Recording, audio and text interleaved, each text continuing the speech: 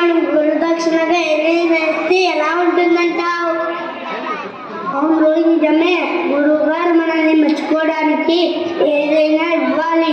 ఏమిస్తే బాగుందంటావు?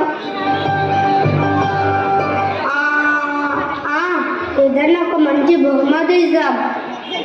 వీడి ఆలోచన బాగుంది, కానీ ఏమిస్తే బాగుంటుందంటావు? ఆగండ్రా, నేను చెప్తాను. నాకు ఒక మంచి ఆలోచన వచ్చింది. గురువు గారికి ఒక మంచి చేతికర్ర ఇద్దాం. నీ మొహం నీకు మహిమ తక్కువైనట్లుందిరా. ఇదివరకే గురువు గారికి చేతికర్ర ఉందిగా. పోనీ ఒక మంచి శాల్వా కొనిద్దాం.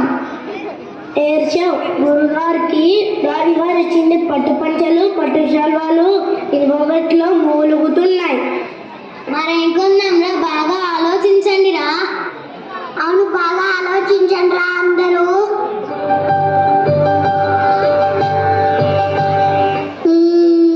ఒరే, మీరంతా బుద్ధి లేని వాళ్ళు. నేను చెప్తాను, ఆగండి.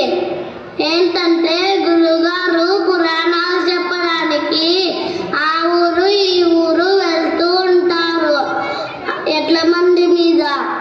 అలా ఎడ్ల బండి మీద వెళ్ళడం ఇబ్బందిగా ఉంటుంది. అందుకే మనం గురుగారికి ఒక మంచి గుర్రం కొనిద్దాం. అవును రోయ్ భరణి, నీ ఆలోచన బాగుంది.